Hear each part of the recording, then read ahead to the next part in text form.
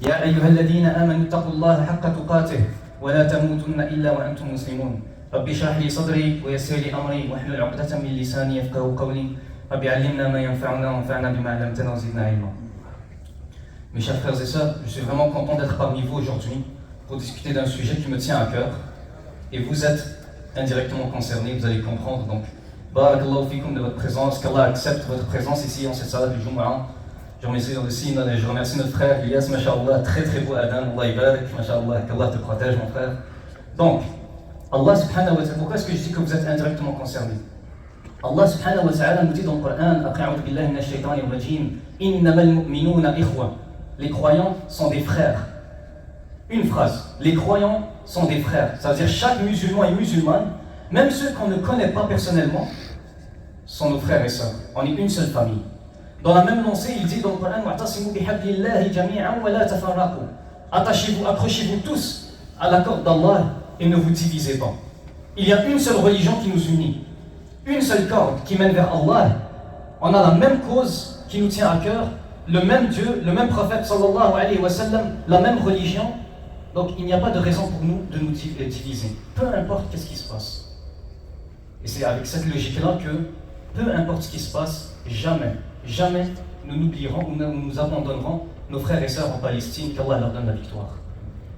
Oui, le musulman, il veut la justice sur terre. C'est pour ça que cette cause lui tient à cœur. Il veut la justice sur terre. Oui, le musulman doit être là pour les droits de la personne.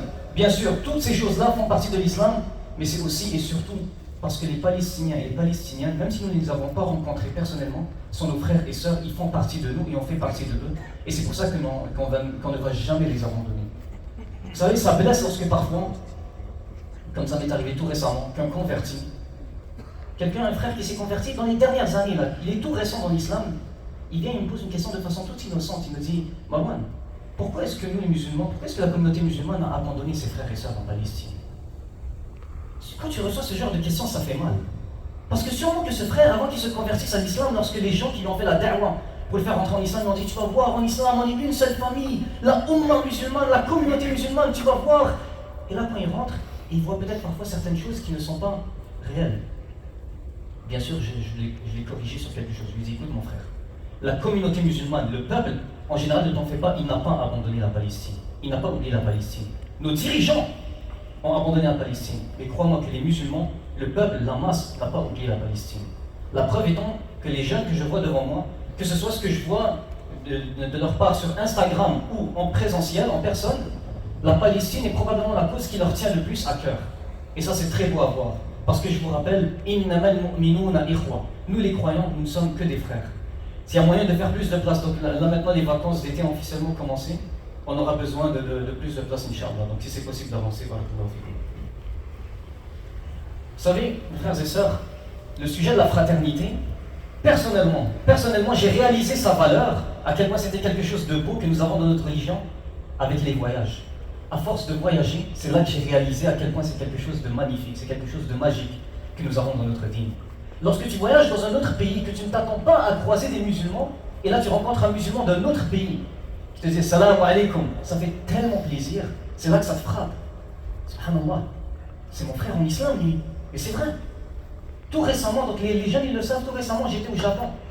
Wallahi, ça m'a tellement fait chaud au cœur lorsque j'entends quelqu'un à côté de moi en train de parler en arabe avec le serveur, un arabe magnifique, clair, précis. Et là j'essaie de discuter avec ce frère-là, il me dit je suis un Ouïghour, je suis un musulman de Chine, des Ouïghours, qu'Allah leur offre la délivrance, qu'Allah soit avec eux. Subhanallah, ça m'a tellement touché de voir un frère Ouïghour dans un autre contexte et de discuter avec lui. Ou que lorsque je suis parti à Cuba et que j'étais à la capitale, la Havane, la seule mosquée qui existe là-bas à la capitale, elle est gérée par 3 Cubains convertis à l'islam. Et j'ai fait connaissance avec eux. Chacun d'entre eux, il m'a parlé de c'était quoi son passé. Il y en a un qui était un athée, un autre était un chrétien. Ils sont tous convertis à l'islam. Voilà leur nouveau nom en tant que musulmans. On a pris une photo ensemble. Wallahi, ça fait tellement chaud au cœur. C'est tellement beau. Et des exemples comme ça, je pourrais en citer plusieurs. Que ce soit juste tout simplement le fait qu'en Espagne, je suis dans une auberge. Subhanallah, regardez comment les choses se passent. Je suis dans une auberge. C'est-à-dire on est plusieurs à dormir dans la même pièce. Il y a juste moi et un frère, un Africain. Il est là avec son téléphone. Il met de la musique. À un moment donné, il décide de couper la musique. J'en profite, je me dis, c'est le moment, je vais profiter pour prier. Je mets le drap avec lequel je dors, je le mets par terre pour pouvoir faire la prière dessus.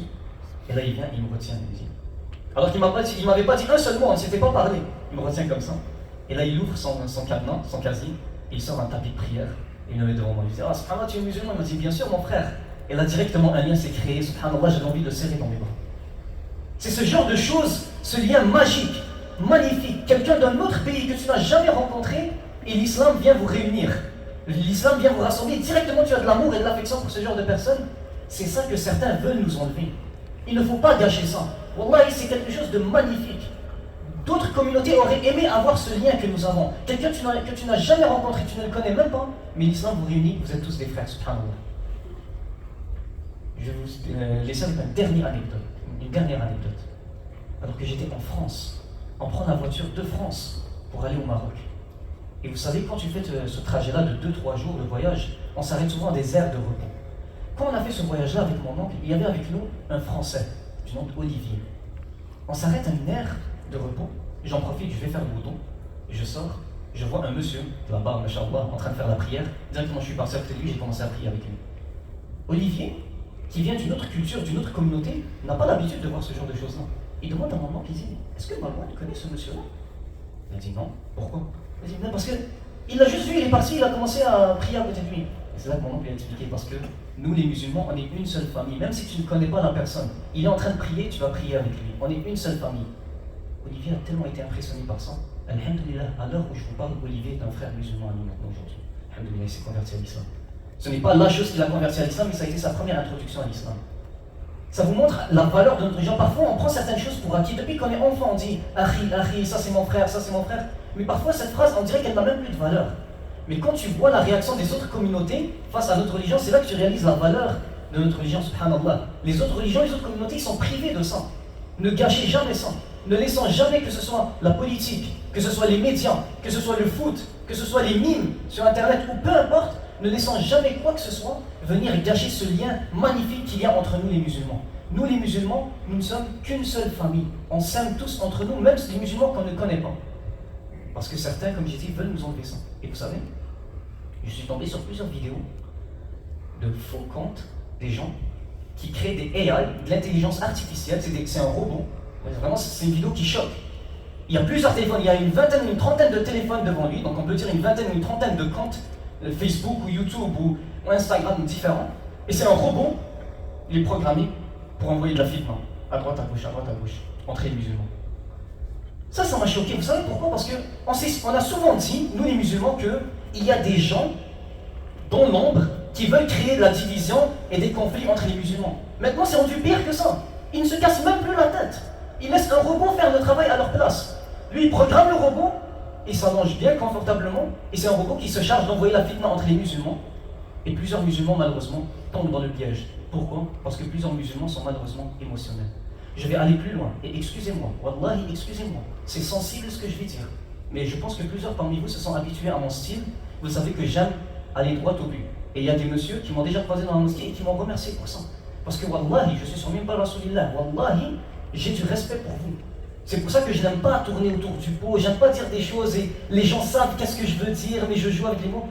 Je respecte assez votre intelligence. Vous êtes venus ici, je vous dis les choses telles qu'elles sont. Une fois, tout récemment, il y a à peine quelques mois de ça, je suis sur une publication Instagram qui parle de l'Algérie.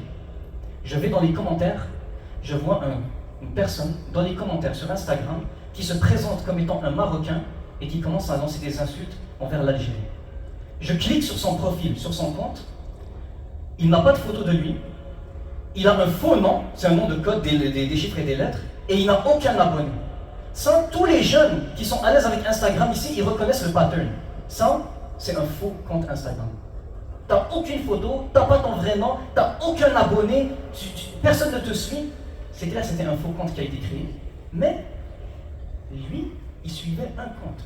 Donc personne n'était abonné à lui, mais lui était abonné à une seule page. D'habitude, tu t'abonnes à des dizaines de pages quand tu es sur Instagram. Lui, il était abonné à une seule page. Je clique sur cette page pour savoir, j'étais intrigué. C'est quoi cette seule page auquel ce faux compte est abonné? Wallah al-azim, wallah al-azim. Vous savez, c'était quoi la page à laquelle il était abonné? La page officielle de l'armée israélienne. En d'autres termes, on sait qui est derrière ce compte. Ce n'était pas un Marocain. En d'autres termes, les chicanes et les conflits qu'il y a entre nous, on sait, ça sert les intérêts de qui? On sait c'est qui veut voir ce genre de conflit entre nous les musulmans. Alors ne leur donnons plus ce qu'ils veulent. Le prophète Mohammed sallallahu alayhi wa sallam nous l'avait dit. Il nous a dit le shaitan a perdu espoir que le shirk revienne parmi les musulmans. C'est-à-dire le tawhid est solide chez nous, alhamdulillah.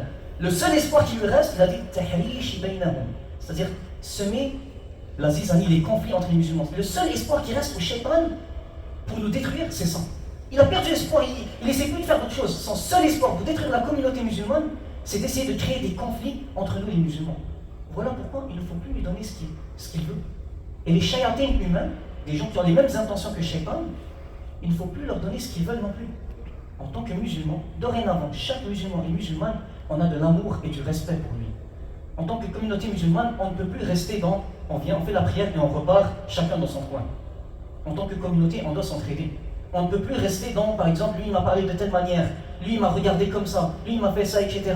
Puis là ça crée des conflits, puis on ne veut plus se parler entre nous. On ne peut plus rester dans ce genre de choses-là. Voilà pourquoi ça m'a fait plaisir lorsque je vois des associations de jeunes musulmans, par exemple dans les universités, qui depuis plusieurs années maintenant ils font un concept qui est le concept des réseautages. C'est-à-dire ils ramènent des musulmans avocats, des musulmans enseignants, des musulmans ingénieurs, des musulmans médecins, etc. Puis ils se rencontrent tous entre eux. Comme ça, si un musulman il a besoin de contact, il peut se référer à un musulman. Si un musulman par exemple il va aller en médecine, ben, il peut se référer à un musulman médecin qui va lui donner des conseils, ou en ingénierie, etc. Ça, c'est un exemple de comment la communauté musulmane, quand elle travaille ensemble, regardez sur le long terme comment c'est bénéfique pour la communauté. Ou lorsque par exemple, ici même, à Central Iman, je me rappelle une année après Ramadan, il y avait une activité qui avait été organisée, c'était qu'il y avait du thé, il y avait des biscuits, il y avait des frères, ils sont venus, puis on faisait connaissance avec chacun. Ils disaient c'est quoi son nom, qu'est-ce qu'il fait dans la vie, etc. Comme ça, on crée des contacts entre nous. Si on a besoin de quelque chose, il y a un frère à nous qui peut nous dépanner. Et aussi, lorsque tu le croises à la mosquée dorénavant, tu as un nom que tu peux associer à son visage et tu le salues du fond du cœur. Ça, c'est le genre d'initiative qu'on veut voir dans la communauté musulmane. On est une seule famille. Même parfois dans la religion. Parfois, les musulmans ne s'entendent pas dans leur vision du dîn et ça peut créer des conflits. Mais écoutez comment l'imam Shafi'i, un de nos plus grands savants, le fondateur d'une des 4 écoles de jurisprudence, l'imam Shafi'i, une fois il est rentré dans un débat très enflammé avec un élève à lui du nom de Yunus ibn Abd al-A'la. Et c'était un débat tellement enflammé que son élève, Ibn Abd al-A'la, s'est levé en colère et il est parti. Donc ils n'ont pas débattu juste sur un petit détail de la religion. C'était un débat religieux très très enflammé. Qu'est-ce que l'imam Shafi'i a fait? Il a laissé ses élèves, il s'est levé, il est parti en courant et il a retenu Ibn Abd al-A'la par la main. Il lui a dit écoute, on ne sera pas d'accord sur tout, mais est-ce qu'on peut quand même rester des frères? Restons des frères. Et là il s'est réconcilié avec lui comme ça. Comme pour expliquer que nous les musulmans, on ne sera pas toujours d'accord sur tout. Mais même si on n'est pas d'accord sur tout, ne pouvons-nous pas rester des frères? Voilà pourquoi la réflexion que j'ai pour vous mes frères et sœurs, c'est que dorénavant, surtout pour les jeunes qui m'écoutent, chaque fois que tu croises un musulman ou une musulmane, même si tu ne connais pas cette personne-là, juste parce que cette personne est musulmane, je veux que tu aies de l'amour et du respect dans ton cœur pour cette personne-là. Tu n'es pas obligé de traîner avec cette personne, mais tu dois avoir de l'amour et du respect pour cette personne-là parce qu'elle est comme toi, elle est musulmane comme toi. Pour le reste de la communauté, dorénavant, ce qu'on voudrait voir, c'est que les musulmans soient capables de collaborer ensemble et d'avoir une vision long terme, un projet pour la communauté musulmane. Et non qu'on vienne en prie et on repart chez nous. Qu'on ait un projet qui englobe toute la communauté, Inch'Allah. Ça, c'est le genre de choses que le prophète Mohammed sallallahu alayhi wa sallam voulait voir dans la communauté. Et ça, c'est ce que Iblis, le diable, l'ennemi juré, ne veut pas voir auprès de nous. أقول قولي هذا واستغفر الله لي ولكم إنه هو الغفور الرحيم.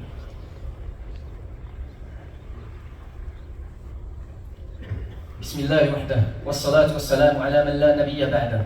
Amma ba'd, mes frères et sœurs, dans un hadith rapporté par Tabarani, et c'est un hadith qui est jugé comme étant authentique, le prophète sallallahu alayhi wa sallam a dit que celui qui demande pardon à Allah pour les musulmans et les musulmanes, il aura une hasana pour chaque musulman. Si il rajoute aussi pour ceux qui sont décédés et ceux qui vont apparaître jusqu'à la fin des temps, ben il y a des hasanats pour tous les musulmans qui ont existé depuis Adam jusqu'à la fin des temps. Imaginez ça fait combien de millions de musulmans. Juste en ce moment, en 2025, regardez combien on est des centaines de millions de musulmans. Imaginez en plus tous les millions de musulmans qui sont morts avant nous, qui ont existé depuis la création de la terre. Imaginez les millions de musulmans qui vont exister jusqu'à la fin des temps. En d'autres termes, en quelques secondes, tu peux te faire des milliards et des milliards de hasanats. Quand je raconte ce hadith à des petits jeunes, ils me disent souvent « Ah, ça c'est le glitch ultime ». Ils aiment utiliser ce terme-là. Là, c'est bon que les messieurs et les papas, ils savent même pas qu'est-ce que ça veut dire ce mot-là, c'est pas grave. Entre jeunes, on s'est compris. Mais oui, des milliards de hasanats en quelques secondes. Mais il faut aller plus loin. Je sais que ça paraît trop beau pour être vrai, trop simple pour être vrai, mais pourquoi est-ce qu'Allah est prêt à nous donner autant de hasanat en si peu de temps, quelques secondes. C'est que Allah veut tellement voir l'amour entre les musulmans, il veut tellement qu'il y ait de l'affection entre nous, qu'il est prêt à nous donner des milliards de hasanat, juste fais un dua pour tes frères. Il est en train de dire, ça coûte rien. Plus, ya Allah, pardonne à tous mes frères et sœurs musulmans leurs péchés qu'ils ont pu commettre. Les musulmans qui ont vécu, les musulmans qui sont morts, et les musulmans qui vont apparaître, tu viens de te faire des milliards de hasanat en quelques secondes. Ça, c'est à quel point Allah veut que tu aies de l'amour pour tes frères et sœurs. Dans un hadith, ça dit celui qui soulage un croyant d'une difficulté, Allah le soulagera d'une difficulté dans l'au-delà. Dans un hadith, le prophète sallallahu alayhi wa sallam, il dit celui qui vient en aide à son frère en islam, Allah lui viendra en aide dans cette vie et dans l'au-delà. Dans un hadith, le prophète sallallahu alayhi wa sallam, il dit celui qui cache les défauts de son frère, Allah cachera ses défauts dans cette vie et dans l'au-delà. Subhanallah. Regardez combien de hadiths on a. En d'autres termes, on est capable de s'imaginer c'est quel genre de société qu'Allah et son prophète sallallahu alayhi wa sallam veulent nous pousser à créer. Regardez combien de hadiths on a pour nous motiver à juste, s'il vous plaît, créer un lien entre vous, aimez-vous, entraidez-vous, respectez-vous, vous êtes des frères. Dans un hadith, ça va plus loin. Ça dit, si un musulman voit son frère en train de se faire humilier, et il aurait pu lui venir en aide, et il ne l'a pas fait, Allah l'humiliera le jour du jugement dernier. Si tu pouvais venir en aide, bien sûr, si tu ne pouvais pas, Allah râle. Ça, c'est juste parce que tu as vu, tu n'as rien fait. Ceux qui font la hagra, ça, on n'en parle même pas. Celui qui est en train d'humilier, ça on n'en parle même pas, parce que parfois dans les écoles, je vois des jeunes musulmans qui sont en train d'intimider d'autres musulmans, lancer des rumeurs sur eux ou peu importe. Et bien sûr, je ne dis pas que si quelqu'un n'est pas musulman, là c'est correct ou c'est moins grave. C'est juste que vous comprenez l'idée. Le sujet d'aujourd'hui, c'est la fraternité musulmane. Bref. Donc avec tous ces hadiths, vous avez une idée de quel genre de société l'islam veut qu'on ait. Et vous savez, lorsqu'on réussit à le faire, vous savez qu'est-ce que ça donne? Je vais vous donner deux exemples. Deux exemples faute de temps. Premier exemple, il y a une sœur, je ne vais pas la nommer, par respect pour sa famille, c'était apparu dans le journal, elle était portée disparue, une jeune adolescente, au début de l'année, juste maintenant, là, c'est en 2024. Elle était portée disparue. Toutes les pages musulmanes et les musulmans que je voyais sur Instagram partageaient l'article en story, ils disaient il faut retrouver cette sœur. Il y avait des pages qui allaient plus loin, ils disaient si jamais vous sortez par exemple pour aller à la mosquée ou aller au gym ou aller à l'école ou au travail, restez à l'affût s'il vous plaît, regardez à droite, à gauche, surveillez, faites attention, cherchez, il faut trouver cette sœur. C'était tellement beau à voir. Ils ne la connaissent même pas personnellement, mais c'est leur sœur en islam. Alors on est solidaire avec elle et sa famille. Et alhamdoulilah, elle a été retrouvée. Et tout le monde a partagé l'annonce en story. Plusieurs personnes répondaient en story. Alhamdoulilah, alhamdoulilah. Ça, c'était beau à voir. Directement,